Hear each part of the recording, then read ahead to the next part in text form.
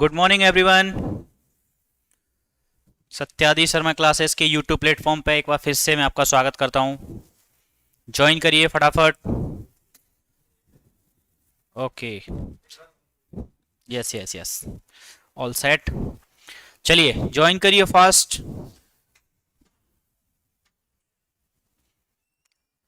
जो क्लास हमारी चल रही है एमपी एकोमोडेशन कंट्रोल एक्ट की क्लास चल रही है, ठीक है। 6th डे है उसका। गुड मॉर्निंग अवधेश, ठीक है। 6वां दिन है आज उसका, ठीक है। शुरुआत करते हैं आज। सेक्शन 19 तक हमने कंप्लीट कर लिया है, कवर कर लिया है। सेक्शन 20 से आज स्टार्ट करते हैं, ठीक है। थोड़ा सा, ठीक है, एडजस्ट करना आप लोग इंग्लिश में, क्योंकि ये थोड़ा सा इसका इशू है, तो इंग्लिश में थोड़ा सा वेरिएशन है उसका, टाइपिंग मिस्टेक। तो हिंदी में पढ़ूंगा मैं, लेकिन इंग्लिश में भी जो वर्ड लगेगा बता दूंगा, कोई इशू नहीं है, ठीक है। तो स्टार्ट करते हैं। गुड मॉर्निंग, गुड मॉर्निंग अमन, गुड मॉर्निंग महादेव जी, गुड मॉर्निंग मोनिका जी, मोनू सिंह जी नमस्कार। चलिए शुरू करें सेक्शन 20 से। सेक्शन 20 क्या कहता है? कुछ मामलों में कब्जे की पुनः प्राप्ति के लिए विशेष उपबंध, ठीक है। कुछ मामलों में कब्जे की पुनः प्राप्ति के लिए विशेष उपबंध किए गए हैं, ठीक है। ये स्पेशल प्रोविजन है, ठीक है। जहां किसी स्थान के संबंध में, यहां से ये, जहां किसी स्थान के संबंध में भूस्वामी कोई कंपनी या अन्य निगमित निकाय, ये स्पेशल प्रोविजन किसके लिए किए गए हैं? ये स्पेशल प्रोविजन किए गए हैं आपके कंपनी वगैरह के लिए, ठीक है। किसके लिए? Good morning sir. हाँ हाँ अवधेश, अभी तो एक ही क्लास है, अभी एक ही क्लास है, लगेगा तो क्लास कर सकते हैं, बाद में इसको बढ़ा सकते हैं, लेकिन अभी तो एक ही क्लास है, ठीक है। तो क्या कहता है कि कुछ मामलों में कब्जे की पुनः प्राप्ति के लिए विशेष उपबंध, जहां किसी स्थान के संबंध में भूस्वामी कोई कंपनी या अन्य निगमित निकाय हो, या कोई स्थानीय प्राधिकारी या कोई लोक संस्था हो, ठीक है। लोकल अथॉरिटी है कोई, है ना, नगर निगम वगैरह ये सब चीजें होती हैं आपकी लोकल अथॉरिटीज में, या कोई लोक संस्था हो, और वह स्थान ऐसे भूस्वामी के कर्मचारियों के उपयोग के लिए या किसी लोक संस्था की दिशा में, और जो स्थान है वो किसके लिए उपयोग होता है? जो भूमि स्वामी है वो अपने कर्मचारियों के लिए, उसके उपयोग के लिए उसने रख रखा है इसको। किसके लिए? कर्मचारियों के उपयोग के लिए, या किसी लोक संस्था की दशा में। जो लोक संस्था है, ठीक है, पब्लिक इंस्टीट्यूशन है, उसके क्रियाकलापों को अग्रसर करने के लिए अपेक्षित हो, या फिर वो स्थान किसके लिए अपेक्षित है, किसके लिए आवश्यकता है कि वो जो लोक संस्था है वो क्या करे, अपने उसके क्रियाकलाप, भाई उसके कुछ भी क्रियाकलाप है, कोई भी काम जो उसका रहता है संस्था का, उसके लिए यूज करना चाहती है, वो अपेक्षित हो, तो धारा 12 में या किसी अन्य विधि में अंतर्वश किसी बात के होते हुए भी न्यायालय से भूस्वामी द्वारा उसके समक्ष इस संबंध में कोई वाद, ठीक है, ये वाद होता है, ठीक है, वाद फाइल किए जाने पर अविदारी तथा प्रत्येक ऐसे व्यक्ति को जो उसका अधिभोग रखता हो बेदखल करके उस भूस्वामी को ऐसे स्थान का खाली कब्जा दिला सकेगा, यदि न्यायालय का समाधान हो जाए, ठीक है। क्या कर देगा? खाली कब्जा दिलवा सकेगा। कब? कुछ कंडीशन फॉलो करनी पड़ेंगी, ठीक है, कुछ कंडीशन फॉलो करनी पड़ेंगी। तो ये देखिए स्पेशल प्रोविजन काय के लिए करता है? सबसे पहले तो ये समझिएगा कि ये प्रोविजन है ऐसे भूमि स्वामियों के लिए, ऐसे लैंडलॉर्ड के लिए जो कि कौन कौन है, या तो कोई कंपनी है, कोई निगमित निकाय है, ठीक है, या फिर कोई लोक संस्था है, पब्लिक अथॉरिटी है ना, या फिर कोई लोकल अथॉरिटी है, ठीक है, या पब्लिक कोई भी लोक संस्था है, तो उसको क्या करता है, और जो स्थान है ये ऐसे भूमि स्वामी के लिए, भूमि स्वामी यहाँ पे कौन है? लैंडलॉर्ड कौन है? निकाय हो सकता है, निगमित निकाय, कोई कंपनी या लोकल अथॉरिटी। तो वो स्थान जरूरी काय के लिए, या तो भूमि स्वामी को अपने कर्मचारियों के उपयोग के लिए चाहिए है, ठीक है, या लोक संस्था को अपनी क्रियाकलाप, भाई लोक संस्था जो है कुछ काम करना चाहती है, उस जगह पे कुछ भी अपना जो कार्यकलाप है उसको चलाना चाहती है, इसके लिए उस स्थान की आवश्यकता है, ठीक है। तो कहता है कि धारा 12 में जो हमने 16 ग्राउंड पढ़े उसके होते हुए, वो जरूरी नहीं है, या फिर उसके अलावा और किसी लॉ में कोई बात लिखी है तब भी वो भूमि स्वामी जो कि कंपनी है, लोकल अथॉरिटी है, ठीक है, या कोई भी लोक संस्था है, क्या करेगी? वो क्या करेगी? वो जो है आपके कोर्ट में, किसको? न्यायालय में, कोर्ट में एक आवेदन कोर्ट में इस संबंध एक वाद फाइल करेगी, सूट फाइल करेगी, है ना, सूट, ठीक है, इस संबंध में सूट फाइल किया जाएगा। एक क्वेश्चन यहां से भी बनता है कि ज्यूरिडिक्शन किसकी है? तो इसमें सेक्शन 20 में देखो मैंने आपको बताया ना 18, 19, 20 सेक्शन 17 में जुरिडिक्शन थी आरसीए की। किसकी? सेक्शन 17 में जुरिडिक्शन थी आरसीए की, रेंट कंट्रोलिंग अथॉरिटी की। ठीक है, लेकिन 18, 19, 20 तीनों सेक्शन के ऊपर आप लिख दो कोर्ट। तीनों सेक्शन के ऊपर आप लिख दो कोर्ट। ठीक है, कोर्ट लिख दो, उससे आपको याद रहेगा कि प्रीलिम्स में एक क्वेश्चन ऐसे भी बन जाता है कि बताइए धारा 19 में अथॉरिटी कौन है? धारा 19 में जो अधिकार है किसको है? न्यायालय को है या फिर आरसीए को है? तो ये भी आपको याद रखना है कि आरसीए को है। ठीक है, 17 में आरसीए, लेकिन 18, 19, 20 तीनों में अथॉरिटी जो है वो है आपका कोर्ट। ठीक है, तो ये समझ में आ गया। यहां तक क्या समझ में आया कि वो स्पेशल प्रोविजन है, कंपनी है, लोकल अथॉरिटी, तो इनके लिए वो कोर्ट में एक सूट फाइल करेंगे और धारा 12 के ग्राउंड इनको प्रूव नहीं करने पड़ेंगे। इनको सिर्फ क्या प्रूव करना पड़ेगा? ये आगे लिखा है, इनको ये प्रूव करना पड़ेगा कि वह अबेदारी किराएदार, अबेदारी मतलब किराएदार, जिसको के ऐसा स्थान निवास स्थान के रूप में उस समय भाड़े पर दिया गया था जबकि वो उस भूस्वामी की सेवा या नियोजन में था, अब वो ऐसी सेवा या नियोजन में नहीं रह गया है। तो ये जो स्पेशल केस की बात हो रही है, क्योंकि यहां पे भूमि स्वामी कंपनी है, तो इस कंपनी को क्या प्रूव करना है? कंपनी को यह प्रूव करना है कि वो जो स्थान है जो किराए पे दिया गया है वो क्यों दिया गया था? कि वो जो किराएदार उस समय उस भूमि स्वामी की सेवा या नियोजन में था, उसके एम्प्लॉयमेंट में था, उसके यहां नौकरी करता था, इसलिए हमने उसको किराए पे दिया था। लेकिन अब वो सेवा या नियोजन में नहीं रह गया है, भाई उसकी जॉब खत्म, उसका एम्प्लॉयमेंट जो है खत्म हो गया है, टर्मिनेट हो गया है, उसने रिजाइन कर दिया, कुछ भी रीजन हो, लेकिन अब वो हमारा एम्प्लॉय नहीं है। नंबर एक चीज। सेकंड, यह कि अबेदारी ने उन अव्यक्त या विवक्षित एक्सप्रेस और इंप्लाइड अभिव्यक्त विवक्षित निबंधनों के जिनके अधीन उसे ऐसे स्थान का अधिभोग रखने के लिए प्राधिकृत किया गया था उल्लंघन में कार्य किया है। ठीक है, तो वो जो टर्म्स एंड कंडीशन थी, जो शर्तें आपको बताई थी, उनका आपने क्या किया है? उसका उल्लंघन किया है अबेदारी ने, है ना, टर्म्स का पालन नहीं किया है, उल्लंघन में कार्य किया है, ये प्रूव कर सकते हैं। और क्या हो सकता है? यह कि कोई अन्य व्यक्ति ऐसे स्थान का अप्राधिकृत अधिभोग रखे हुए है।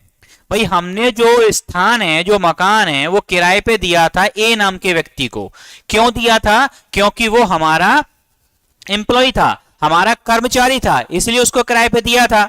पता चले बी नाम का कोई व्यक्ति उस मकान में रह रहा है, ए का तो पता ही नहीं है कहां है। ठीक है, तो ऐसी कंडीशन में भी आप उसको खाली करवा सकते। और चौथा है कि लोक संस्था को अपने क्रियाकलाप अग्रसर करने के लिए उस स्थान की वास्तविक आवश्यकता है, बोनाफाइड रिक्वायरमेंट है उस प्लेस की। किसके लिए? तो ये अपने कोई क्रियाकलाप करना चाहती है, कोई भी काम संस्था अपना कोई काम उस जगह पे, उस प्लेस पे करना चाहती है, तो बहुत इजी है। सेक्शन 20 सिर्फ ये कहता है स्पेशल केस। स्पेशल केस क्यों है? क्योंकि यहाँ पे लैंडलॉर्ड जो है कोई सामान्य व्यक्ति नहीं है, या तो कोई कंपनी है, कॉर्पोरेट सोसाइटी है, ठीक है, निगमित निकाय है, कोई लोकल अथॉरिटी है, या कोई लोक संस्था है।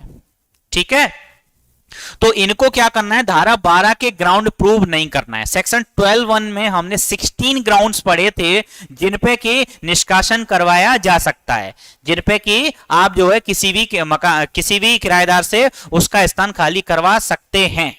ठीक है, क्लियर है? तो वहां पे इस केस में लेकिन वो 12 के जो 16 ग्राउंड है वो प्रूव नहीं करना है। यहां पे क्या प्रूव करना है? यहां पे आपको इन चारों में से एक ग्राउंड प्रूव करना है। आपने अगर चारों में से एक ग्राउंड प्रूव कर दिया तो कोर्ट आपके फेवर में एविक्शन की डिक्री दे सकता है। ठीक है, किराएदार को निकाल सकता है, निष्कासित कर सकता है। क्लियर है? स्पष्टीकरण देख लेते हैं। इस धारा के प्रयोजनों के लिए लोक संस्था के अंतर्गत कोई शैक्षणिक संस्था, पुस्तकालय, चिकित्सालय तथा पूर्त औषधालय आता है। शैक्षणिक संस्था आती है, पुस्तकालय आता है, चिकित्सालय आता है तथा पूर्त औषधालय आता है। क्लियर है? इस धारे के लिए क्या आता है? या तो भाई कोई शैक्षणिक संस्था हो सकती है, एजुकेशन स्कूल है, कॉलेज है ना, ये हो सकता है। पुस्तकालय, लाइब्रेरी, चिकित्सालय, हॉस्पिटल, पूर्त औषधालय भी एक मतलब चैरिटेबल जो ट्रस्ट होते हैं, चैरिटेबल हॉस्पिटल होते हैं, ये उनकी बात कर रहा है। ठीक है, तो सेक्शन 20 क्लियर है, बहुत इजी है। ठीक है, क्योंकि यहां पे जो भूमि स्वामी है कौन है? Good morning Priyanka, good morning.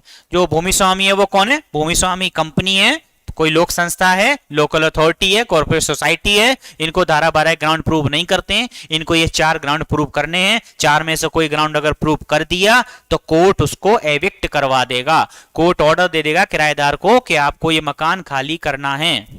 Clear? ठीक है, तो आपका ये हो गया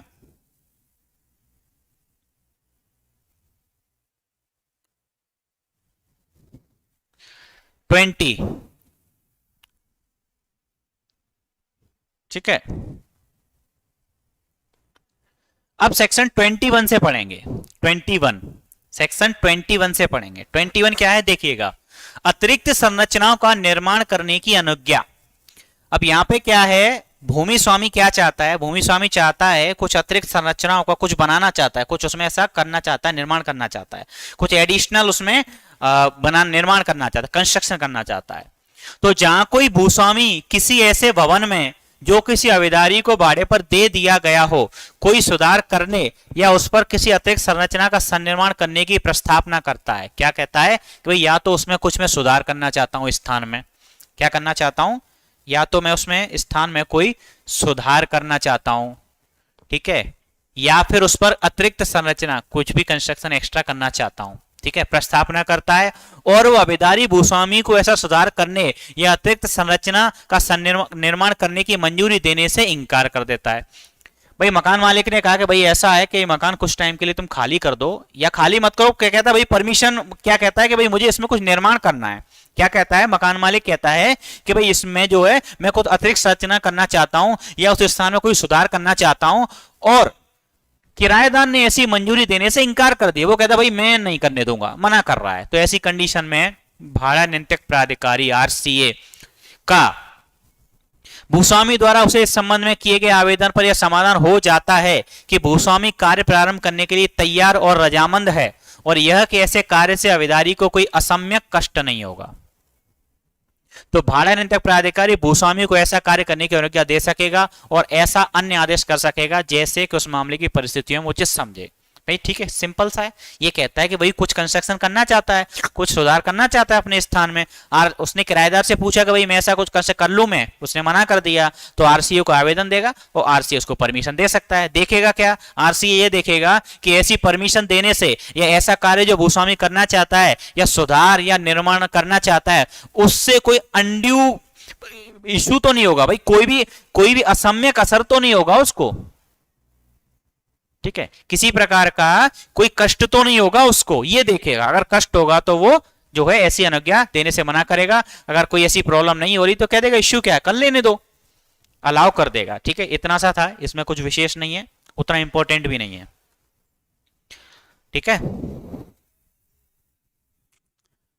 22 बात करता है खाली भवन स्थलों के संबंध में विशेष ओपन, ये काय के लिए खाली भवन स्थल, जो ओपन आपके जो बिल्डिंग्स हैं उनकी बात कर रहा है। तो धारा 12 में अंतर्विष्ट किसी बात के होते हुए भी जहां किसी ऐसे स्थान में जो भाड़े पर दिया गया हो कोई ऐसी खाली भूमि समाविष्ट हो, भाई क्या है, जो स्थान आपने किराए पे दिया है उसमें कोई खाली भूमि, कोई ओपन लैंड उसमें है, समाविष्ट हो, ठीक है, जिस पर किसी भवन का चाहे वह निवास स्थान के रूप में उपयोग के लिए हो या किसी अन्य प्रयोजन के लिए परिनिर्माण करना, ठीक है, चाहे निवास स्थान के लिए या किसी के लिए उसमें परिनिर्माण कुछ भी उसमें कंस्ट्रक्शन करना, तत्समय प्रबंध निर्माण संबंधी विनियमों या नगरपालिका उपविधियों के अधीन अनुज्ञेय हो, मतलब लॉ अलाउ करता है, लॉ जो है अलाउ करता है आपको ऐसा कंस्ट्रक्शन करना, ठीक है, और ऐसे भवन का परिनिर्माण करने की प्रस्तावना करने वाला भूस्वामी अविदारी के साथ करार करके उससे उस भूमि का कब्जा प्राप्त करने में असमर्थ हो। भाई ऐसा है कि उसने कहा कि भाई आप ये ओपन लैंड है, मैंने आपको ये मकान दिया है किराए पे, इसके साथ में जो ओपन लैंड है मैं उस पर कुछ कंस्ट्रक्शन करना चाहता हूं, ठीक है, तो भाई उसका जो है मुझे एक पोजीशन दे दो, और वो किराएदार ऐसा पोजीशन देने से मना कर देता है, उसका कब्जा देने से मना कर देता है, ठीक है, असमर्थ हो। और भाड़ा नियंत्रक प्राधिकारी का भूस्वामी द्वारा उसको इस संबंध में किए गए आवेदन पर, तो फिर आरसीए को आवेदन देगा कौन, भूमि स्वामी, क्या कहेगा, भूस्वामी क्या कहेगा कि यह समाधान हो जाता है कि भूस्वामी कार्य प्रारंभ करने के तैयार और रजामंद है, और यह कि उस खाली भूमि का उस स्थान के शेष भाग से पृथक्करण हो जाने पर, मतलब जो रहने का है और जो ओपन लैंड है, जो खुली भूमि है, उसको अगर सेपरेट कर दिया जाता है, अलग कर दिया जाता है, तो अबेदारी को कोई असम्यक कष्ट नहीं होगा। तो बाड़ानंतक प्राधिकारी क्या कर सकता है? ठीक है, इतना समझ में आया? ये क्या कह रहा है कि भाई जैसे कई बार क्या होता है, जैसे एक किराए पे दिया मकान, ठीक है, साथ में उसके ओपन लैंड भी अटैच थी, खुली भूमि भी थी, उस 2 कमरे बने थे, आगे या साइड में कोई खाली जगह थी, स्पेस था। अब मकान मालिक का मूड हुआ कभी इसको भी क्यों ना मैं कंस्ट्रक्ट कर दूं, तो उसका निर्माण करना चाहता है। उसने कहा किराएदार से कि भाई मैं इस पर निर्माण करना चाहता हूं और मुझे इतने का मुझे कब्जा दे दो, पोजीशन दे दो, रहने वाले में रहो लेकिन ओपन लैंड का पोजीशन मुझे दे दो। उसने देने से मना कर दिया, तो वो आरसीए को आवेदन दे सकता है। आरसीए के यहाँ रेंट कंट्रोलिंग अथॉरिटी बाड़ानंतक प्राधिकारी एप्लीकेशन देगा कि मुझे ऐसा निर्माण करने की परमिशन दे दी जाए। ठीक है, निर्माण करने की परमिशन दे। आरसीए क्या देखेगा कि भाई क्या ये पार्ट जो है उससे सेपरेट हो सकता है, और सेपरेट होने की वजह से कोई असम्यक कष्ट, कोई इशू तो नहीं होगी, कोई असुविधा तो नहीं होगी, इनकन्वीनियंस तो नहीं होगी किराएदार को। अगर नहीं होगी तो ऐसा कर सकता है। तो क्या ऑर्डर कर सकता है? सबसे पहले ऐसे पृथक्करण का कि भाई सेपरेट कर दिया जाए उस पार्ट को जो ओपन लैंड है, खुली भूमि है। भूस्वामी को खाली भूमि का कब्जा दे दिया और ओपन लैंड का पोजीशन किसको दे दिया जाए? भूमि स्वामी को, लैंडलॉर्ड को। अबेदारी द्वारा शेष स्थान की बाबत देय भाड़ा अवधारित कर सकेगा। शेष स्थान भाई जो है उसको 2 कमरे थे तो आगे या आसपास में उसको क्या है, ओपन लैंड तो मिली थी, तो उस ओपन लैंड के लिए भी थोड़ा किराया ज्यादा लगता होगा। अब ओपन लैंड आपने वापस ले ली, खुली भूमि बस सिर्फ 2 कमरे रह गए उसके पास, तो किराया कम होगा ना। तो शेष पार्ट के लिए, रिमेनिंग पार्ट के लिए कितना किराया देना है, भाड़ा, ये भी अवधारित कर सकेगा। कौन? आरसीए। सारे काम कौन कर रहा है? आरसीए। और ऐसा अन्य आदेश कर सकेगा जैसा कि वो उस मामले की परिस्थितियों में उचित समझे। और भी कोई ऑर्डर जो चाहे जैसा ठीक समझे वो ऑर्डर कर सकता है। क्लियर है? इजी? कोई डाउट? क्लियर है? ठीक है, आगे बढ़ते हैं। भूस्वामी को खाली कब्जा, ये क्या कहता है? किसी अन्य विधि से अंतर्विष्ट, किसी अन्य विधि में अंतर्विष्ट किसी बात के होते, किसी अन्य विधि में अंतर्विष्ट किसी बात के होते हुए भी जहां किसी स्थान में के किसी अबेदारी के हित का किसी भी कारण से पर्यवसान हो जाए। क्या कहता है कि किसी विधि में किसी बात के होते हुए भी जहां किसी स्थान में, यानी कि जो किराए पे स्थान दिया गया तो उसकी बात करता है, अबेदारी के हित का क्या हो गया? पर्यवसान, मतलब इंटरेस्ट था उस प्रॉपर्टी में वो खत्म हो गया। किसका? अबेदारी का, किराएदार का।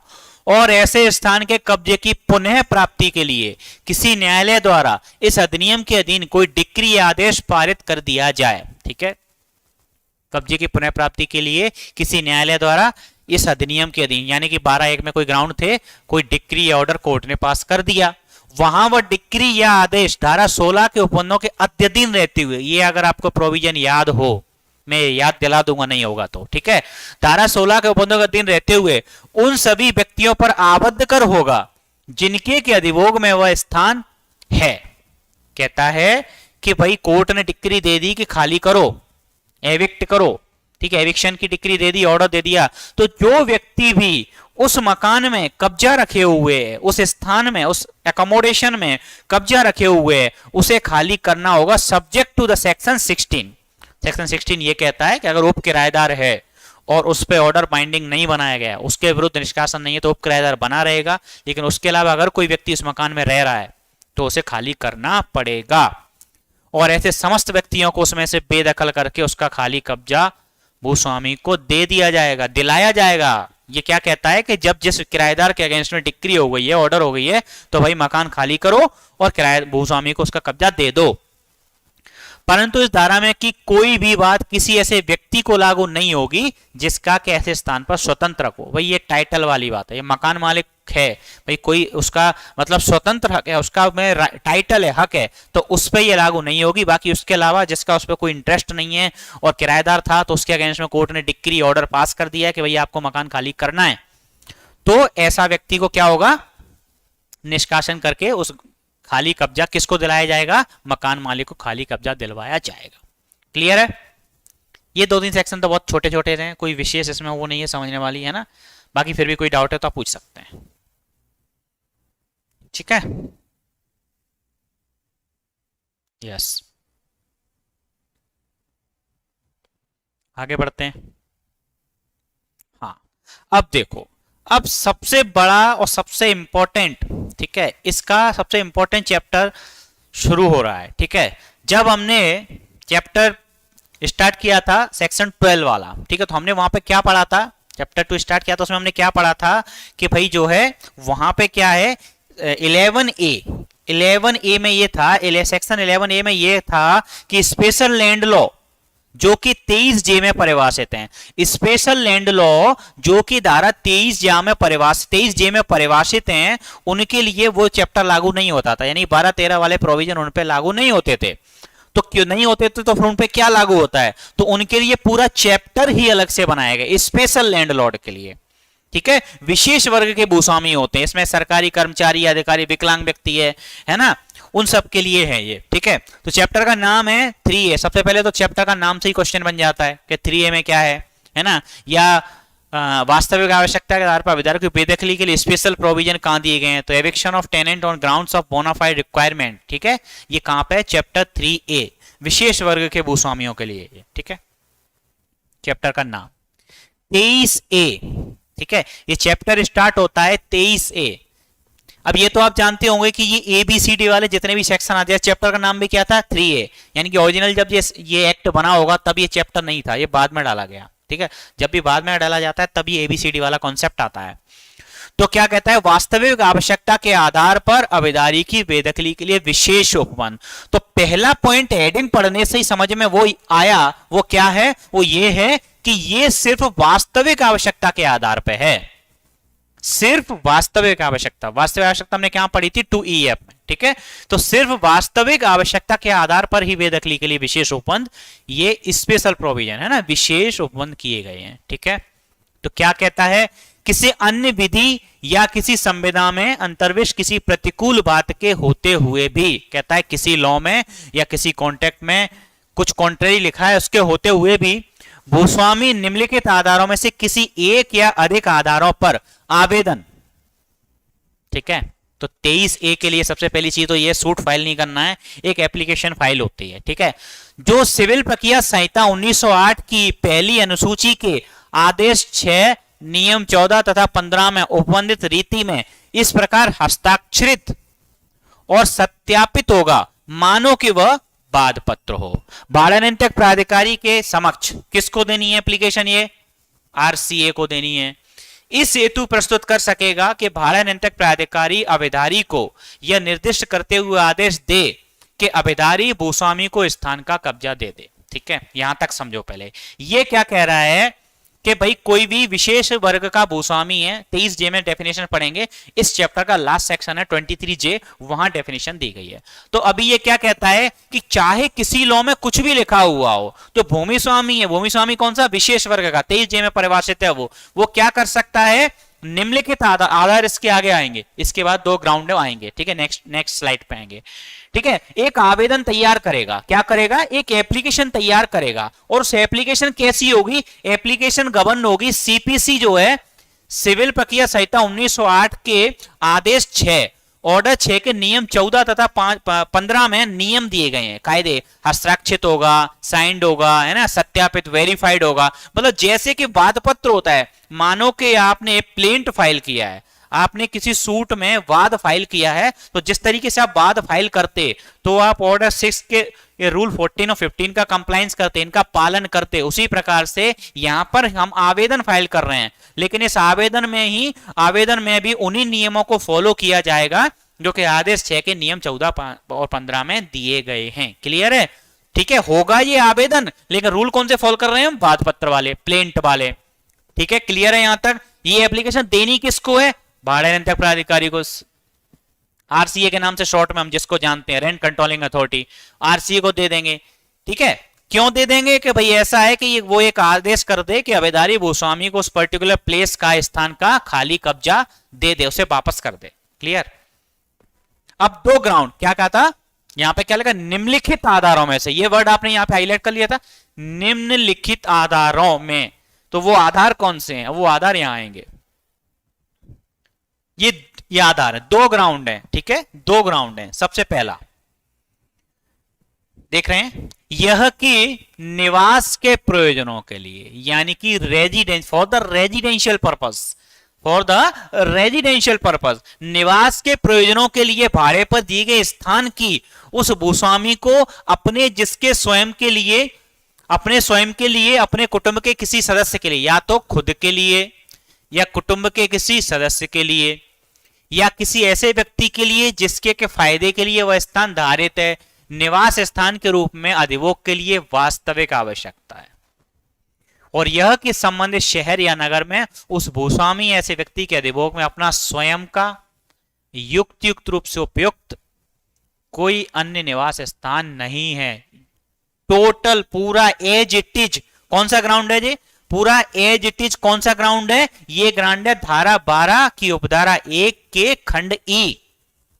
खंड ई में जो हमने ग्राउंड पढ़ा था, पूरा वही ग्राउंड है ये, ठीक है। क्या है कि वास्तविक निवास के प्रयोजनों के लिए स्थान दिया गया था, खुद के रहने के लिए या किसी कुटुंब के किसी मेंबर के लिए, फैमिली मेंबर के लिए, जो हमने 2 के ई में डेफिनेशन पढ़ी थी, उनमें से किसी के लिए रहने के लिए, काय के लिए, निवास के लिए, रहने के लिए हमको उस स्थान की कैसी आवश्यकता है, यह प्रूव करना पड़ता है। इसमें बोनाफाइड रिक्वायरमेंट है, वास्तविक आवश्यकता है। और दूसरी चीज क्या प्रूव करनी पड़ेगी कि उसी शहर या नगर में, भाई मान लो इंदौर में है, तो इंदौर शहर या नगर में और दूसरा कोई मकान ना उस व्यक्ति के, ना भूमि स्वामी के, ना जिसके फायदे के लिए वो खाली करवाना चाहता है, उसके लिए अपना स्वयं का और युक्त रूप से उपयुक्त अन्य कोई निवास स्थान नहीं है। ये चीज प्रूव आपको करनी पड़ेगी, पहली चीज।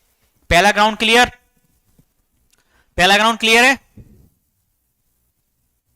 स्पष्टीकरण भी देख लेते हैं कि इस खंड के प्रयोजनों के लिए, निवास के प्रयोजनों के लिए भाड़े पर दिए गए स्थान के अंतर्गत आता है। भाई क्या क्या मान लेंगे, वो कहता है कि हमने ये ग्राउंड पढ़ा कि सिर्फ निवास के प्रयोजनों के लिए, तो और कौन कौन से ऐसे हुए जिनको मान लेंगे निवास के प्रयोजनों के लिए भाड़े पर दिए गए थे। तो देखो किसको मान लेंगे,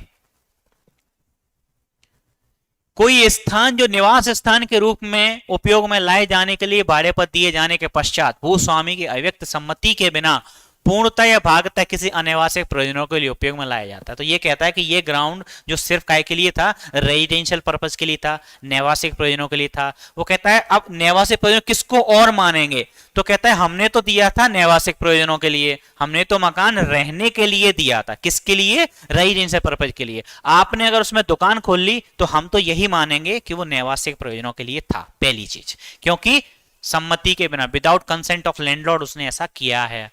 दूसरा, कोई ऐसा स्थान जो संविदा के अधीन अव्यक्त उपबंध के अधीन अनिवासी प्रयोजनों के लिए भाड़े पर नहीं दिया गया, मतलब एक्सप्रेसली अगर नहीं लिखा है कि अनिवास के प्रयोजनों के लिए, नॉन रेजिडेंशियल पर्पस के लिए है, तब भी हम उसको ऐसे ट्रीट करेंगे मानो कि वो निवास के प्रयोजनों के लिए ही है, ठीक है।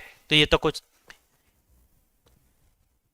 ठीक है। अब समझो 23A ही चल रहा है, ठीक है, 23A चल रहा है, उसमें 2 ग्राउंड थे जिन ग्राउंड पे आप एविक्शन करवा सकते हो। पहला ग्राउंड हमने पढ़ लिया नैवासिक प्रयोजनों के लिए, अब दूसरा है अनिवासिक प्रयोजनों के लिए, for the non residential purpose. किसके लिए, non residential purpose, for non residential purpose. तो यह के अनिवास के प्रयोजनों के लिए भाड़े पर दिए गए स्थान को उस भूस्वामी को अपना पूरा, ये पूरा ग्राउंड कॉपी कौन सा होगा, 12(1)(f) अपना, अपने वयस्क पुत्रों, अविवाहित पुत्रियों में से किसी का कोई कारोबार चालू रखने के लिए, प्रारंभ करने के लिए, यदि वह उसका स्वामी है, अथवा किसी ऐसे व्यक्ति के लिए जिसके फायदे के लिए स्थान धारित है, वास्तविक आवश्यकता है। यहां भी बोनाफाइड रिक्वायरमेंट प्रूव करनी पड़ेगी। और यह कि संबंधित शहर में, और यह कि संबंधित शहर या नगर में उस भूस्वामी के अथवा ऐसे व्यक्ति के अधिभोग में अपना स्वयं का युक्त रूप से उपयुक्त कोई अन्य अनावश्यक स्थान नहीं है, ठीक है। तो ये क्या है, ये व्यापार वाला है, बिजनेस वाला है ना, कि भाई क्या है इसमें, कि उस स्थान की आवश्यकता क्यों है? स्पेशल लैंडलॉर्ड को 23J में डिफाइन है, उनको काय के लिए आवश्यकता है? अनावश्यक नॉन रेजिडेंशियल पर्पस के लिए। 12(1)F में जो हमने ग्राउंड पढ़ा था वही थी, कोई अपना खुद का कारोबार या व्यापार या तो चालू रखना चाहता है या प्रारंभ करना चाहता है, या अपने वयस्क पुत्रों में से किसी का या अविवाहित पुत्रियों में से किसी का कोई भी बिजनेस या तो कंटिन्यू करना चाहता है या नया स्टार्ट करना चाहता है, इसलिए उसको इस स्थान की दुकान की आवश्यकता है। क्लियर है? दो ही ग्राउंड पे होता है। परंतु जहां किसी व्यक्ति ने जो भूस्वामी है कोई स्थान या उसमें का कोई हित अंतरण द्वारा अर्जित किया है, उसमें का कोई हित कैसे किया है? अंतरण द्वारा अर्जित किया है, वहां ऐसे स्थान के अबेदारी की बेदखली के लिए कोई आवेदन ऐसे व्यक्ति के अनुरोध पर तब तक चलाए जाने के योग्य नहीं होगा जब तक कि अर्जन की तारीख से 1 वर्ष, ये हमने सेक्शन 12 में भी पढ़ा था कि नया भूमि स्वामी अगर है, क्या है? नया भूमि स्वामी अगर है तो 1 साल तक इन ग्राउंड पे 1 साल तक सूट फाइल नहीं कर सकता है ना। यहाँ पे एप्लीकेशन नहीं दे सकता, वहां सूट फाइल नहीं कर सकता था। ठीक है, तो नया भूमि स्वामी अगर है तो 1 साल तक नहीं खाली करवा सकता, ध्यान रखना। ठीक है, 1 ईयर से क्वेश्चन बनता है प्रीलिम्स में। ठीक है, क्लियर है भाई? 23A क्लियर है? 23A में कौन कौन सी बातें बताई गई? क्लियर है कि भाई स्पेशल भूमि स्वामी खाली कराना चाहता है, आवेदन देगा आरसीए के यहाँ, आवेदन में वो सारी बातें होंगी जो कि ऑर्डर सीपीसी के ऑर्डर आदेश 6 नियम 14 और 15 में जिस तरीके से साइंड और वेरीफाइड हस्ताक्षर सत्यापित किया जाता है उसी तरीके से हस्ताक्षर सत्यापित होगा। 2 ग्राउंड हैं नैवासिक प्रयोजनों के लिए, अनैवासिक प्रयोजनों के, रेजिडेंशियल पर्पज और नॉन रेजिडेंशियल पर्पज। क्लियर है? यहां तक क्लियर? आवेदन हो गया, एप्लीकेशन दे दिया आपने, किसको दे दी? आरसीए को। अब आरसीए का काम यहां से शुरू होगा, है ना। आरसीए के पास एप्लीकेशन आ गई, अब आरसीए क्या करेगा? अब देखो पूरी प्रोसीजर है। तो भाड़ा नियंत्रक प्राधिकारी धारा 23 का 23A के अधीन प्रत्येक आवेदन के संबंध में समन जारी करेगा। भाई ड्यू प्रोसेस हम जानते हैं, हम सब एडवोकेट हैं यहाँ पे, हैं कुछ होने वाले हैं, कुछ हो जाएंगे, है ना। तो क्या कहता है कि समन, अब कोई भी प्रक्रिया शुरू करने से पहले कोर्ट की प्रोसीजर, अथॉरिटी की प्रोसीजर शुरू जो होती है सबसे पहले समन से इशू होती है, सामने वाले को बुलाया जाता है, बुलाने के लिए समन इशू किया जाता है। समन क्या होता है? कोर्ट का एक लिखित आदेश होता है या किसी भी अथॉरिटी का लिखित आदेश होता है कि इस दिनांक और समय पर आपको उस अथॉरिटी के सामने या कोर्ट के सामने हाजिर होना है। क्लियर? तो जब उसको 23A में एप्लीकेशन मिल गई तो समन इशू करेगा। भाड़ा नियंत्रक प्राधिकारी धारा 23 का में निर्दिष्ट प्रत्येक आवेदन के संबंध में आवेदकारी को समन ऐसे प्रारूप में जारी करेगा जो द्वितीय अनुसूची में विनिर्दिष्ट है। ठीक है, किस फॉर्मेट क्या रहेगा सेकंड शेड्यूल में इंपॉर्टेंट नहीं है, मत देखना, इतना ध्यान रख लो कि भाड़ा नियंत्रक प्राधिकारी किसको समन इशू करेगा? आवेदकारी को बुलाएगा उसको, भाई ऐसा है कि आपके अगेंस्ट में आवेदन आया है कि आपको खाली करवाना है, अब आप बताओ आपका क्या कहना है। ठीक है, अब क्लॉज 2S का इस अधिनियम में अन्यथा उपबंधित के सिवाय सिविल प्रक्रिया संहिता 1908 की पहली अनुसूची के आदेश 5 और आदेश 16 सीपीसी के ऑर्डर 5 और ऑर्डर 6 की बात कर रहा है। तो आप में से जिन लोगों ने सीपीसी अगर कभी पढ़ी है तो वो समझ पा रहे होंगे कि ऑर्डर 5 और 16 क्या है ना। मैं बता देता हूं आपको। ऑर्डर 5 सीपीसी बात करता है समन के बारे में, प्रक्रिया बताता है, पार्टीज को, पक्षकारों को समन के विषय में उपबंध करता है। और ऑर्डर 16 गवाहों को, विटनेसेस को समन के बारे में प्रक्रिया बताता है। तो ये क्या कहता है कि पहली अनुसूची के आदेश 5 और 16 के वे उपबंध जो प्रतिवादी को समन जारी किए जाने और उस पर उसकी तामील की जाने तथा साक्ष्य देने या दस्तावेजों को पेश करने के लिए साक्षियों को समन करने और उनकी हाजिरी से संबंधित हैं। इस अध्याय के अधीन किसी जांच या कार्रवाई में किसी आवेदकारी या विरोधी पक्षकार को अथवा साक्ष्य देने, दस्तावेज प्रस्तुत करने के लिए किसी साक्षी को कोई समन जारी किए जाने तथा उस पर उसकी तामील को यथावश्यक परिवर्तन सहित लागू होंगे। ठीक है, देखो लॉ का यही फंडा है, बहुत बड़े बड़े भारी भारी शब्द लिखे होते हैं। ठीक है, बहुत बड़े बड़े भारी भारी शब्द लिखे होते हैं। यहां लिखा है बेयर एक्ट आपके पास भी है, फिर मैं नया क्या कर रहा हूं? मैं आपके लिए नया क्या कर रहा हूं? मैं आपके लिए नया इतना कर रहा हूं कि ये जो लॉ की लैंग्वेज है थोड़ी टिपिकल रहती है। मैं आपको सरल शब्दों में, इतने बड़े उसका कितना कि कुछ शब्दों में, सरल शब्दों में उसका एक सार तत्व दे रहा हूं, यही तो काम है। ठीक है, तो ये क्या कहता है, इतना समझना है कि भाई जब 23A में एप्लीकेशन उसको मिल गई तो वो क्या करेगा, समन इशू करेगा। समन इशू किसको होगा, आवेदनी को होगा। और समन इशू करते समय कौन से कानूनों का पालन करेगा, कौन सी प्रोसीजर फॉलो करेगा, तो वो सीपीसी के ऑर्डर 5 और 16 और आदेश 5 और 16 में जो उपबंध किए गए हैं, जो कि वहां पे प्रतिवादी को समन जारी करने के लिए किए जाते हैं, वही सेम प्रोविजन, सेम उद्देश्य जो है यहां पे भी है और सेम प्रावधान का उपयोग वो यहां पे करेगा। क्लियर है? पूरी प्रोसीजर स्पेशल लैंडलॉर्ड की आप यहां से समझते चलना, ठीक है, क्योंकि मेंस में ये आंसर राइटिंग के लिए क्वेश्चन आता है कि भाई विशेष वर्ग के भूस्वामियों को जब वो निष्कासित करवाना चाहते हैं तो उसकी प्रक्रिया बताइए। तो 23A में हमने क्या किया, आरसीए को आवेदन दे दिया उन 2 ग्राउंड्स पे। क्लियर है? फिर 23B में आरसीए ने क्या किया, समन इशू किया। क्या किया, समन इशू किया। किसको, आवेदनी को, किराएदार को, कि भाई आओ बताओ। ठीक है, अब समन इशू हो गया, समन पहुंच गया किसके पास, समन पहुंच गया किराएदार के पास। अब किराएदार का क्या दायित्व है, आवेदनी कतिपय परिस्थितियों में के सिवाय प्रतिवाद करने के लिए हकदार नहीं होगा। कंटेस्ट करना चाहता है, प्रतिवाद करना चाहता है, मतलब जो आवेदन 23A में आया, धारा 23A में 23 का में जो आवेदन आया, 23A में जो एप्लीकेशन आई, उसको कॉन्टेस्ट करना चाहता है, उसका प्रतिवाद करना चाहता है, उसका विरोध करना चाहता है। तो कब करेगा, तो वह आवेदनी जिस पर द्वितीय अनुसूची में विनिर्दिष्ट प्रारूप में समन की तामील कर दी जाती है, उस स्थान से बेदखली के लिए की गई प्रार्थना में प्रतिवाद तब तक नहीं करेगा जब तक कि वह शपथ पत्र द्वारा समर्थित आवेदन, जिसमें शपथ पत्र, सबसे पहले तो शपथ पत्र द्वारा समर्थित आवेदन जिसमें वे आधार कथित किए गए हो जिन पर कि वह बेदखली के आवेदन में प्रतिवाद करना चाहता है, वो ग्राउंड बताने पड़ेंगे। ठीक है, ठीक है, वे आधार ग्राउंड्स बताने पड़ेंगे जिन पर बेदखली के आवेदन प्रतिवाद करना, जिनके आधार पर विरोध करना चाहता है उस आवेदन का, चाहता है। समन की तारीख से 15 दिन, ये 15 डेज बहुत इंपॉर्टेंट है, हाईलाइट कर लेना।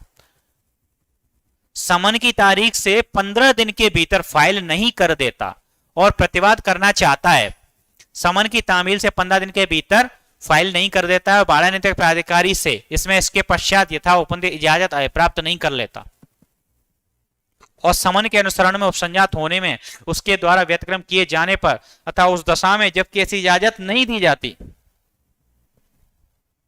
यह समझा जाएगा कि भूस्वामी ने बेदखली के आवेदन में जो कथन किया है वह उस आवेदनी द्वारा स्वीकार कर लिया गया है। भाड़ा नीतिक प्राधिकारी ऐसे किसी मामले में उस स्थान से आवेदनी की बेदखली का आदेश पारित करेगा। इसमें सिर्फ ये कहा गया कि जब किराएदार को जो समन प्राप्त हो गया, ठीक है, 23B में हमने उसको समन दे दिया, जब समन उसको मिल गया तो क्या करेगा, एक आवेदन देगा, एप्लीकेशन देगा आरसीए को। आवेदन जो है समर्थित होगा शपथ पत्र के द्वारा, यानी साथ में एक एफिडेविट लगाएगा। उस एफिडेविट में ये लिखा होगा कि इन ग्राउंड्स पे मैं जो भूस्वामी ने धारा 23 का में जो आवेदन दिया है उसका विरोध, उनका प्रतिवाद इन ग्राउंड्स पे करना चाहता हूं, तो वो ग्राउंड्स वहां पे लिखे होंगे, मेंशन होंगे और साथ में एक शपथ पत्र भी लगा होगा। क्लियर है? तो ये आवेदन जो देना है कब करना है, समन तामीली के 15 दिन के अंदर करना है आपको। समन तामीली के 15 दिन के अंदर आपको आवेदन देना ही पड़ेगा कि मैं प्रतिवाद करना चाहता हूं, मैं कॉन्टेक्स्ट उस आवेदन का विरोध करना चाहता हूं। 15 दिन में आपको यह फाइल करना ही पड़ेगा। ठीक है, और अगर मान के चलो आपने या तो 15 दिन में आवेदन फाइल नहीं किया, या तो आपने 15 दिन में एप्लीकेशन फाइल नहीं की, या फिर आपने फाइल की और आरसीए ने आपको परमिशन देने से मना कर दिया कि भाई हम आपको प्रतिवाद करने की इजाजत नहीं देते हैं, तो ऐसी संबंध में यह मान लिया जाएगा कि भाई आवेदनी ने वो ग्राउंड को स्वीकार कर लिया है। भाई भूमि स्वामी ने जो ग्राउंड कहे थे ना, जो ग्राउंड लेके आया था, जो आधार बताए थे निष्कासन के लिए, उनको एक्सेप्ट कर लिया है, स्वीकार कर लिया है। किसने? आवेदनी। ये मान लिया जाएगा और फिर आरसीए भाड़ा नीतिक प्राधिकारी का ऑर्डर कर देगा कि भाई उसको निष्कासित किया जाए, किराएदार को खाली करवाया जाए मकान, और किसको दे दिया जाए, वो मकान मालिक को। क्लियर है? तो पूरा सिस्टम समझते चल रहे हैं एक साथ। 23A में क्या था, 23A में हमने एप्लीकेशन फाइल की थी लैंडलॉर्ड ने, 23B में आरसीए ने किराएदार को समन इशू कर दिया, 23C में कॉन्टेस्ट करने के लिए एप्लीकेशन दे दी, प्रतिवाद करने की इजाजत के लिए उसने आवेदन दे दिया 15 दिन के अंदर, नहीं दिया तो फिर उसका ग्राउंड खत्म। उसी में प्रोवाइडेड और लिखा है, परंतु भाड़ा नीतिक प्राधिकारी आवेदनी द्वारा पर्याप्त हेतु दर्शित किए जाने पर उपसंजात होने या बेदखली के आवेदन में प्रतिरक्षा करने की इजाजत के लिए आवेदन करने में अबेदारी द्वारा किए गए विलंब को माफ कर सकेगा, और जहां एक पक्षी आदेश पारित किया गया वहां उसे पास कर सकेगा। मतलब एक 15 दिन में अगर मान के चलो नहीं कर पाया आवेदन, तो उसके बाद में अगर उसको ऐसा लग रहा है कि भाई ठीक है 15 दिन आवेदन नहीं कर पाया, सफिशिएंट कारण थे जिसकी वजह से लेट हो गया, तो फिर वो ऐसी कंडीशन में क्या होगा, तो फिर ऐसी कंडीशन में वो चाहे तो विलंब को, उस जो उसका डिले हुआ है उसको माफ कर सकता है, ठीक है, एग्जेम्प्ट कर सकता है, ठीक है। और एक्स पार्टी ऑर्डर कर दिया, एक पक्षी आदेश कर दिया, तो उसको अपास कर सकता है।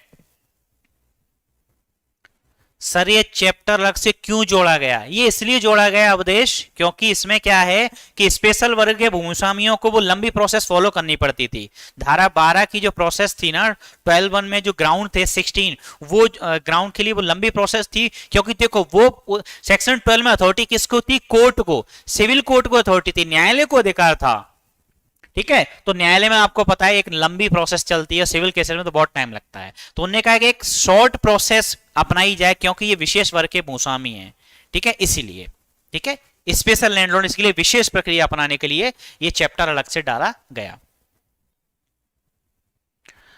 सब क्लॉज 2 भी है उसमें, सब सेक्शन 2, 12 दिन तक प्राधिकारी आवेदन प्राप्त होने की तारीख से 1 मास के भीतर अबेदारी को यदि आवश्यक हो, 1 महीना एक तो हाईलाइट करना है आपको,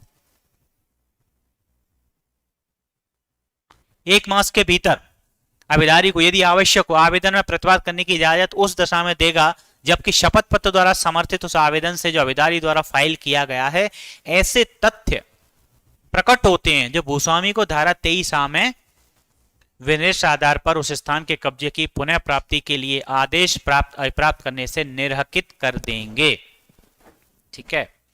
कहता है कि देखो प्रतिवाद करने की इजाजत के लिए आवेदन एप्लीकेशन 23C में कितने में देनी है? उसको 15 दिन में देना है आवेदन, ठीक है। और भूमिस्वामी आरसीए जो उसको परमिशन कितने टाइम में दे सकता है? ऐसा आवेदन जब उसको मिला, एप्लीकेशन जब उसको रिसीव हुई उसके 1 महीने में वो ऐसी परमिशन उसको दे सकता है। कब देगा? जब उसको ऐसा लगेगा कि भूस्वामी ने जो ग्राउंड बताए 23A में उनमें कुछ क्या है, मतलब कुछ ऐसे ग्राउंड वो बता रहा है कि 23A में जो ग्राउंड बताए उसके विरुद्ध हो सकते हैं। मतलब सरल शब्दों में कहूं तो किराएदार के जो प्रतिवाद करने के जो आवेदन में उसने ग्राउंड है वो थोड़े दमदार हैं, ठीक है, काट सकते हैं, भूमिस्वामी के आधारों को काट सकते हैं, उसको गलत साबित कर सकते हैं कि भाई उसको कोई जरूरत नहीं है, ठीक है। अगर ऐसा लगता है तो वो 1 महीने के अंदर उसको कॉन्टेस्ट करने की परमिशन दे देगा, प्रतिवाद करने की इजाजत दे देगा। ये क्यों लिख दिया? ये नहीं लिखना था, ठीक है। 23D, ठीक है, 23 क्या है?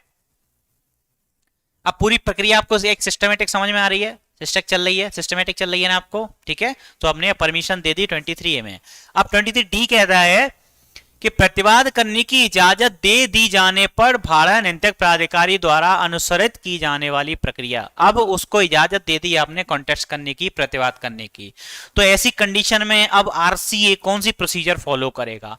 तो जहां अबेदारी को आवेदन में प्रतिवाद करने की इजाजत दे दी जाती है वह भाड़ा नियंत्रक प्राधिकारी आवेदन की सुनवाई यथाशीघ्र प्रारंभ कर देगा, जितना जल्दी हो सकेगा शुरू कर देगा सुनवाई, और उसे यावच्छक के उस आदेश के 6 मास, ये इंपॉर्टेंट है, 6 महीने हाईलाइट कर लो, एमसीक्यूज के क्वेश्चन है यहीं से आएंगे, 6 माह के भीतर विनिश्चित करेगा जिसके द्वारा अबेदारी को आवेदन में प्रतिवाद करने की इजाजत दी गई है, ठीक है। तो क्या कहता है, उस आदेश जब उसको परमिशन दी ना, उसने ऑर्डर परमिशन क्या दी कि भाई जो प्रतिवाद कर सकता है, कॉन्टेस्ट कर सकता है, तो जब वो परमिशन दी उसको प्रतिवाद करने की, उसके 6 महीने के अंदर इस आवेदन को फाइनली डिसाइड करने की कोशिश करेगा।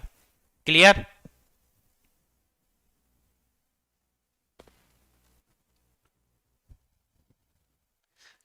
सबसेक्शन 2 क्या कहता है इसका? 23D का, भाड़ा नियंत्रक प्राधिकारी किसी ऐसी कार्रवाई में जिसको यह अध्याय लागू होता है कोई जांच करते समय यथासाध्य प्रांतीय लघुवाद न्यायालय अधिनियम 1887 के अधीन लघुवाद न्यायालय की पद्धति तथा प्रक्रिया का, जिसके अंतर्गत साक्ष्य का अभिलेखन भी आता है, अनुसरण करेगा। भाड़ा नियंत्रक प्राधिकारी यथा समय आवेदन की सुनवाई दिन, ये कुछ भी नहीं, इतना ध्यान रखना, स्मॉल कॉज कोर्ट जो होते हैं लघुवाद न्यायालय की प्रक्रिया फॉलो करेगा और डे टू डे हियरिंग होगी, दिन प्रतिदिन सुनवाई करेगा, तभी तो मतलब स्पीडी ट्रायल होगा, ठीक है। सबसेक्शन 3S का, किसी भूस्वामी द्वारा किए गए आवेदन के संबंध में जब तक कि तत्प्रतिकूल साबित नहीं कर दिया जाता, यह उपधारणा की जाएगी कि धारा 23A के यथास्थिति खंड का या खंड खा के प्रति निर्देश से भूस्वामी जो आवश्यकता बताई है वह वास्तविक है। ठीक है, उपधारणा प्रिजम्पशन कर लेगा, आरसीए को प्रिज्यूम करना है कि 23A में धारा 23 का में यदि कोई भूमि स्वामी एप्लीकेशन लेके आया है, उसने कोई आवेदन फाइल अगर किया है, ठीक है, तो उसकी आवश्यकता कैसी है, वास्तविक है, जेन्युइन है, ये प्रिजम्पशन करके चलेगा। यानी कि यहां पर प्रिजम्पशन किसके फेवर में रहेगा, हमेशा लैंडलॉर्ड के फेवर में रहेगा, ना कि टेनेंट के। ठीक है, वास्तविक मान लेंगे। लेकिन आपको पता है उपधारणा की जाएगी, है ना। ये जब आपने एविडेंस अगर कभी पढ़ा होगा तो आपने पढ़ा होगा मे प्रिज्यूम शैल प्रिज्यूम, है ना। तो ये बात करता है आपका शैल प्रिज्यूम की। इंडियन एविडेंस एक्ट जब पढ़ेंगे तब इसको और डिटेल में पढ़ेंगे। ठीक है, शैल प्रिज्यूम मतलब उपधारणा करेगा। तो यहां पे आरसी उपधारणा करेगा, उपधारणा कर ली, प्रिजम्पशन कर ली। इसका ये मतलब नहीं होता है कि हार्ड एंड फास्ट रूल हो गया कि मान ही लिया उसने, नहीं। उसके कॉन्ट्रेरी, उसके विपरीत आप चाहे तो उसको साबित कर सकते हैं। ठीक है, क्लियर। तो भाई डी तक की प्रोसीजर बिल्कुल क्लियर है। डी तक 23D तक प्रोसीजर क्लियर है। स्पेशल लैंडलॉर्ड की प्रक्रिया हम खाली करवाने की पढ़ रहे हैं, क्लियर। चलो, उच्च न्यायालय द्वारा पुनरीक्षण रिवीजन। तो कहता है धारा 31 या धारा 32 में अंतर्विष्ट किसी बात के होते हुए भी, 31-32 में होती है अपील, भारत न्यायिक प्राधिकारी द्वारा इस अध्याय के अधीन पारित किए गए किसी आदेश की कोई अपील नहीं होगी। पहली चीज तो ये कह दी कि भाई इस चैप्टर में आरसीए ने कोई ऑर्डर पास किया है तो उसकी कोई अपील नहीं होगी। ठीक है, फिर क्या होगा, अगर अपील नहीं होगी तो क्या होगा, फिर उच्च न्यायालय में क्या होगा, रिवीजन। उच्च न्यायालय किसी भी समय स्वप्रेरणा से, सोमोटो, या किसी व्यथित व्यक्ति के आवेदन पर भारत न्यायिक प्राधिकारी के समक्ष लंबित या उसके द्वारा निपटाए गए किसी मामले का अभिलेख, भारत न्यायिक प्राधिकारी द्वारा पारित किए गए किसी आदेश की वैधता, ये रिवीजन के ग्राउंड है। सभी एक्ट में जहां भी आप रिवीजन का प्रोविजन पढ़ोगे आपको यही सेम ग्राउंड मिलेंगे। वैधता, औचित्य, उसकी शुद्धता के संबंध में, अथवा भारत न्यायिक प्राधिकारी की कार्रवाइयों की नियमितता, ये 4 वर्ड आपको हमेशा मिलेंगे किसी भी एक्ट में, सीपीसी में, कहीं भी आप रिवीजन जब पढ़ोगे ना तो आपको ये वर्ड मिलेंगे, वैधता, औचित्यता, शुद्धता, नियमितता। किस मतलब रिवीजन हमेशा इन ग्राउंड पे ही होता है कि संबंध में अपना समाधान करने के प्रयोजनार्थ मंगा सकेगा और उसकी परीक्षा कर सकेगा, और पुनरीक्षण में। ठीक है, तो हम ये क्या कर रहे हैं, इसमें पुनरीक्षण कर रहे हैं, रिवीजन कर रहे हैं। मैं उसके संबंध के सिवाय इस धारा के अधीन किसी पुनरीक्षण का निपटारा करने में उच्च न्यायालय यथाशक्ति उन्हीं शक्तियों का प्रयोग करेगा, उसी प्रक्रिया का अनुसरण करेगा जिनका अनुसरण वह सिविल प्रक्रिया संहिता 1908 की धारा, ठीक है, यानी कि सीपीसी के सेक्शन 115 धारा 115 में रिवीजन के बारे में प्रावधान किए गए अधीन किसी पुनरीक्षण का निपटारा करने में करता मानव भारत न्यायिक प्राधिकारी की कोई ऐसी कार्रवाई उच्च न्यायालय के अधीनस्थ न्यायालय की कार्रवाई हो। ठीक है, तो ये इससे आपको क्या समझ में आया कि भाई अपील नहीं होगी। इस चैप्टर में आरसीए ने कोई ऑर्डर पास कर दिया तो उसकी कोई अपील नहीं होगी, तो फिर क्या होगा, उसका रिवीजन होगा, पुनरीक्षण होगा। पुनरीक्षण कहां होगा, हाई कोर्ट में होगा। ठीक है, हाई कोर्ट में होगा। हाई कोर्ट पुनरीक्षण की पावर जब एक्सरसाइज कर रहा है, कैसे कर सकता है, सुमोटो, खुद के स्वप्रेरणा से कर सकता है, या किसी अग्रीव्ड पार्टी ने, किसी व्यथित पक्षकार ने अगर आवेदन दिया है तब भी कर सकता है। क्लियर है। और कौन सी प्रोसीजर फॉलो करेगा, तो सीपीसी के ऑर्डर धारा 15 में, सीपीसी की धारा 115 में रिवीजन के बारे में प्रावधान किए गए हैं, उन्हीं प्रावधानों को फॉलो आरसीए यहां पे, सॉरी हाईकोर्ट यहां पे करेगा। ठीक है, परंतु पुनरीक्षण की किन्हीं भी शक्तियों का प्रयोग व्यथित व्यक्ति के अनुरोध पर तब तक नहीं किया जाएगा जब तक उसके लिए आवेदन उस आदेश की तारीख से, वेरी इंपॉर्टेंट, 90 डेज के भीतर प्रस्तुत नहीं किया जाता जिसका पुनरीक्षित किया जाना। अगर एप्लीकेशन आप चाहते हो, ठीक है कि नहीं, आप उनका आप क्या करना चाहते हो, आप चाहते हो कि उसका हाईकोर्ट में रिवीजन हो, पुनरीक्षण हो, तो जिस ऑर्डर का आप रिवीजन करवाना चाहते हैं, जिस ऑर्डर का आप पुनरीक्षण करवाना चाहते हैं, उसका आपको जब ऑर्डर हुआ उसके 90 दिन के भीतर, विद इन 90 डेज आपको वो रिवीजन फाइल कर देना है। क्लियर है? विद इन 90 डेज आपको रिवीजन फाइल कर देना है, ठीक है। चलिए टाइम भी हो गया और स्लाइड भी कंप्लीट हो गई। चलिए आज के लिए इतना ही। कल ये प्रोसीजर, अभी जो आपकी ये प्रोसीजर जो आपकी चल रही है ये, है ना, तो ये आपकी प्रोसीजर 23E तक जो आ गई है प्रोसीजर आपकी जाएगी 23J तक जाएगी। कहां तक जाएगी? 23J तक जाएगी, ठीक है। वहां पे लैंडलॉर्ड डिफाइन किया गया है। We will continue on Monday, ठीक है। कल ऑफ रहेगा, संडे है, ठीक है। मंडे को कंटिन्यू करते हैं, ठीक है। Thank you for today, have a nice day.